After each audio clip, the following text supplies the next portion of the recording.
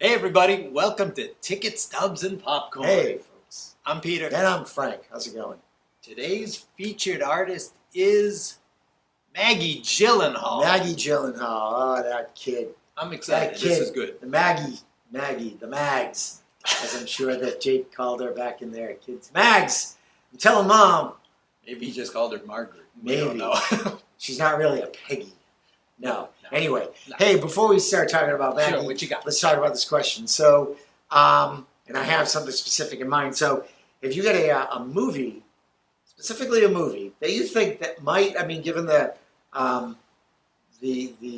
how well streaming does now, streaming services can either just sort of put stuff all out at once, you know, bam, or they can, you know, chunk it out week by week, you know. Yeah. What's a movie that you think that would have worked better as like a streaming show? Something where it gets a little bit of time to sort of, you know, percolate and take some time. Yeah, a little bit. Else. So, you know, a lot of stuff, and then, but it would get some time to sort of, you know, spread it out. You know what I mean? Okay. Yeah, I do. All right, cool. I just wanted you to keep describing. Keep going. What what you I were meant doing. by that. All right, cool. Fine. So, think about that. I'm going to let you start with Maggie. Okay. All right? Maggie Gyllenhaal, very good very good actress. Enjoy her in just about every movie that I've seen. Sometimes movies may not be as successful as her performance, but anyway, I'm going to start with my favorite role of hers, and I think it's her best one, to be honest. It's my favorite one. Here we go. I got to make sure this doesn't bother us. My apologies. There we go. You're bothering me already. I'm sorry. Yeah, I know, right? For technology. So no, my first pick is The Secretary. Okay. Which is frightening in the respect that it's already 20 years old. I had to look that up, and I was like, oh, 2002. Wow. So anyway. It's crazy because she was like 9 years old. That probably was. That's messed up. I love this movie. I love how this movie works, and there are other people in it, but there are two very good performances which make it work. And James Spader and Maggie Gyllenhaal. Yeah. And Maggie is fantastic. It's a role that you don't think many young female actresses would want to go for. Yeah. She self abuses. She cuts herself. Yeah. That's her thing at the beginning. She gets out of the home, so it starts kind of early in the film. She's out, and now she's just socially awkward. She kind of stays in the house all the time, so her mother worries, you should try to get a job, you know, just to get out. Just so you're not here all the just to get out. And, you know, she's looking for work, and she finds work as a legal secretary in a very small law firm. So it's one dude. It's one dude. You call it a law firm. It's one dude and maybe short-term secretaries, because they aren't lasting long. No. There's a very particular type. And there's a wonderful chemistry between the two. And as it unfolds, it's bizarre. It is not everybody's normal relationship. It's not a normal working relationship. Oh, hell no. And it's certainly not a normal romantic relationship. But as it works out, I'm not even sure I would call it a romantic relationship. I think it is Really? a weird little, almost a rom-com, but with a big twist. I would not call this a rom-com. Wow. Not in that sense. Wow. But I think it's a little bit of a comedy. Okay, we got a It's movie here. little We're in the meet cute. You'll love this. Meet cute. I'm just going to say one word. Yeah. And it's a hyphenated word, I guess. Ball gag. That's all I'm saying. Sadomasochism. Right? This is it. This is. I mean, it's. That's the meet cute. If you're. When Harry whipped Sally. You got it. And so If you haven't seen this movie, see it, but see it with an open mind. She has a sexual awakening, and he starts to as well, and it dovetails nicely. It might, like I said, it might not be a normal relationship. No, it's who's to say what's normal? It starts to work for them. I mean, he's got his other problems, so now he feels shame because of what's going on, Right, and yeah. he tries to pull away, and she tries to be quote unquote normal in another sort of normal relation. Doesn't work out and stuff, and then it just works for him. But what watch works, it with your parents. Yeah, that's right. If you're a young embarrassed child, watch it with your parents. Oh, you'll never forgive yourself. That'd be great. All right, cool. It's just wonderful. Yeah, no, it's great. She pulls this off as being just so sincere and so genuine, and it's like we're really watching her learn about herself. Yeah, learn about him as well. But it's a great little movie with two very good performances. Hers certainly being one of those two. Yeah, she's great. That I really think it's a great turn for her. It's a wonderful performance. Yeah. So that's my first pick.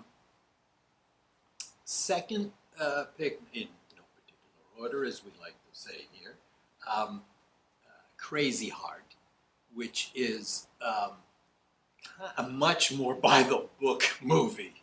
The movie, got to be honest, it's okay. It's kind of predictable. There's a lot of, it's just this down and out country western singer. We've seen it before. We've seen it not just with country western artists portrayed as country western artists, but we've seen it in all other walks of life. And Jeff Bridges is wonderful in this movie. Didn't quite make, when we did Jeff Bridges, this didn't make my top three. It's a very good performance. He even won his Academy Award for this. But to me, it's not in my top five. But that didn't matter.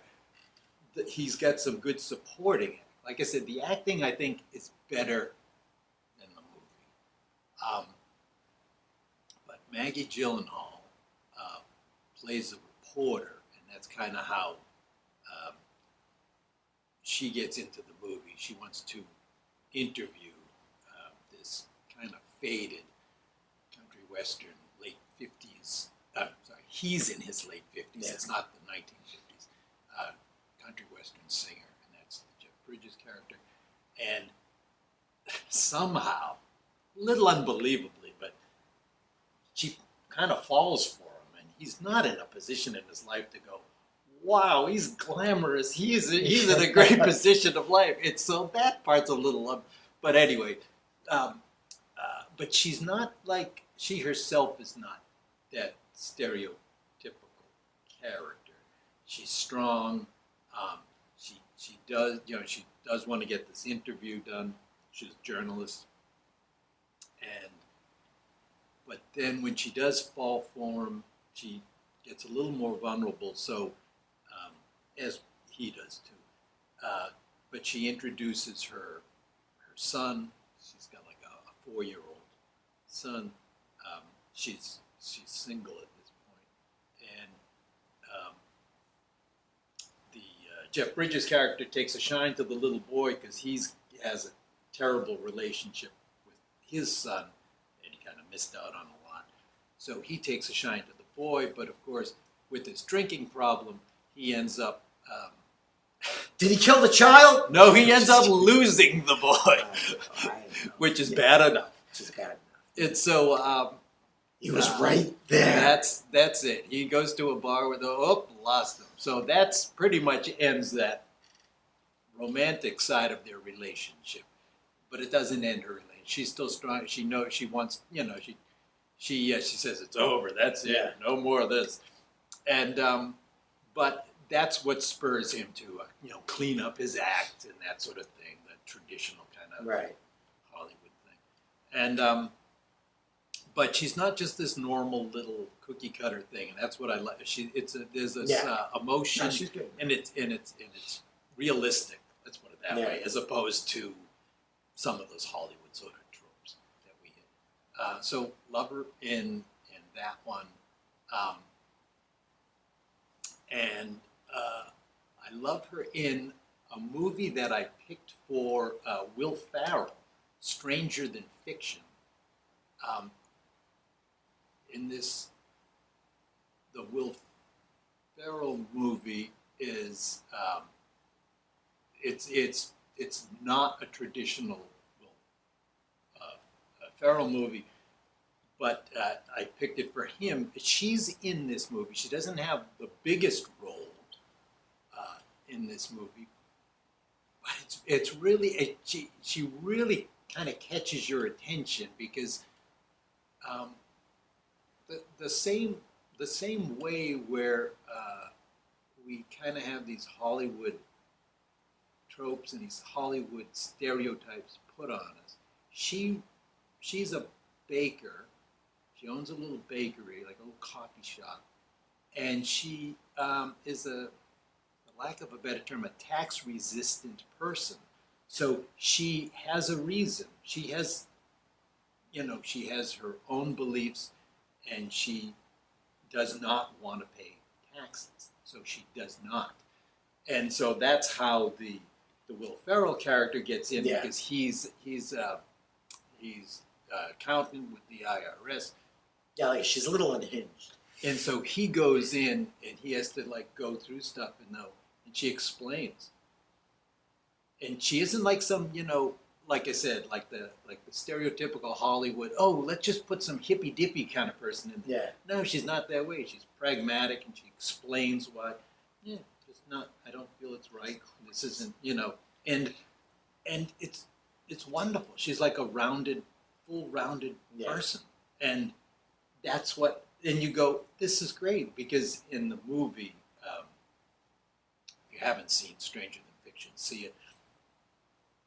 The Will Ferrell character is not in control of his life, and I mean that. Yeah. In literally, every sense of the word, literally, he is not in control of his life, because the Emma Thompson is the omniscient writer, and she's in control of his life, whether she knows it or not. And so it's nice to see this grounded character, who the others seem to be lost. They're having their own little problem, whether it's writer's block or whether it's this sort of. But she's very and I love it. Love those. Yeah. So those are the three performances, and I think all three of those movies you could. They're all balanced pretty well, because you could go too much either way in any of those movies, especially the Secretary. You could go one way and get it ultra offensive. You can go the other way and just be complete farce and weird comedy, and it's not. It's somewhere in between. So anyway, those three, I think she's great in all those movies, and always look forward to seeing her. And she's actually getting some buzz for a movie where she's the director. First time, as far as I know. Yeah. The Lost Daughter. They should talk about that coming up. This Oscar season's coming up. I don't know. I haven't seen it yet. But, yeah, cool. I'm going to agree with you on The Secretary. Fantastic movie. Yeah. I joke, watch it with your parents, but it's there is a lot of weird sort of. If you embarrass easily, don't watch it with your parents. Don't do that. But she's fantastic, and I thought it was a pretty brave. I think it was brave choice to do this, especially as a younger female. Yeah, so early in her careers, and fantastic. And James Spader is always fantastic. Yeah. So, but yeah, and I think that we kind of went over. It's a really, really, I just think brave is probably the best way to put it. And she's all in, and the parts where it's so interesting to see this character go from this sort of mousy, self-destructive kind of person to someone who is, taking a little bit of control. It sounds odd that he's the the dominant personality in this thing, but she's also taking a little bit more risk in her life. And, definitely. I think that's great. The way easy she does for her that. just to stay home. Exactly. Crazy Heart was my other one. She's fantastic in that, and to go up against Jeff Bridges is quite something. And she's really, really good. Yep. And again, you're right that it could have gone, too schmaltzy and too over the top. But I think that it's just fine. One could go back and forth about the romance between this young reporter, Right? How does that older really guy, work out? But it's Hollywood. It is. It's Hollywood, and that's always kind of a thing with that. So that's always going to happen. But she's really good. Nice dramatic turn from her in that one. My other one would be The Deuce. It was a series on HBO, like early, like in the early '80s. Yeah. She's a prostitute. It's like '70s, '80s. She's a prostitute, sort of right at that cusp of starting to make like porn. And like that whole business and everything. It was really interesting because you think, oh, Maggie Gyllenhaal, she's done some really, really cool, interesting stuff. And she's going to play this hooker now. It's just like, wow. And it's just, it's gritty, it's this is about dark. What, about 8 years ago, maybe? Actually, maybe, no, I think it was 2017. It was like 2, maybe 3 seasons. 2017, 2019 or something like that. So a little bit more recent. Okay, so about 5 years. Yeah. Okay. So, but it's just like, it's gritty, and you would think that someone who's had such a star turn would be almost distracting in such a setting. Yeah. Like, oh, she's too shiny for this type of dirty, gritty story. Yeah. But she's not. She's great. And I really love her in that because she's tough and she's smart and she's gritty and she's a little dirty and it's not something that you would think of when you think of Maggie Gyllenhaal. Yeah. So really, really, really, really fun series. So she's wonderful. So I asked you a question. Yeah, a movie that could be. The reason I ask, and maybe this will help you. You have you stated that you have a reason. I do have a reason because I recently finally got around to seeing the Eternals, and I think I can pretty much say what I want to say without too many spoilers. I'm going to try not to say what I really feel. Yeah. So as a movie, it wasn't awesome. You are being played. I am. Well, because in the. As a movie standing alone, I would say that it wasn't good. As a movie within the framework of the MCU and it sort of being a piece of that whole mosaic, it was about as useful as maybe a little bit more useful than like Thor: The Dark World, like the second Thor movie. So it's too long. Yes, and it's like in Mozart, when the prince is just like too many notes. It's just got too many notes. It's got too many characters. They're trying to tell too big a story for a movie. This is why I think that as a streaming series, as maybe like an 8 or 9 episode thing, where it would give you may time. Have worked better. Okay. I think it would have given us time to get to know people a little bit more, because you only got like really quick bits. I see what you're saying. So, but I think that as a rich show, tapestry. Well, yeah, definitely. I think that it would have. It would have worked a little bit better. Maybe so. Some of the things that happened, there are some betrayals. I think that getting some time to know these characters would make those betrayals a little bit more hard hitting. We also would have been more invested. Yeah, exactly. So, okay. So I think that would have. I think it's a great story to tell. I'm not sure if I have an answer to your question. So that's fine. That's fine. I was not a fan. I've told you this. I think you told me during the movie. Yes, I did not like this. There's a lot. It could have been tightened up. Yeah, most definitely. That's why I think they didn't care for the acting. But the good thing I could say about the acting was it was better than the writing. And the writing was a little better than the direction. It was terrible. I just did not like it. See, I didn't hate it. Okay. So, all right, there we go. I guess we'll leave it at that. Yeah, we'll just leave it at that. Do the bucket thing. Okay. Well, gracefully. No, So- yeah, I just was not of it. All righty. All right, cool. All right.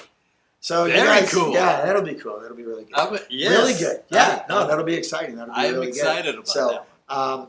So yeah, folks, thanks for watching and listening and liking and subscribing and all that great stuff. We got ostrich season coming up pretty soon. Yeah, it is. So It's coming maybe up. we'll do something about that.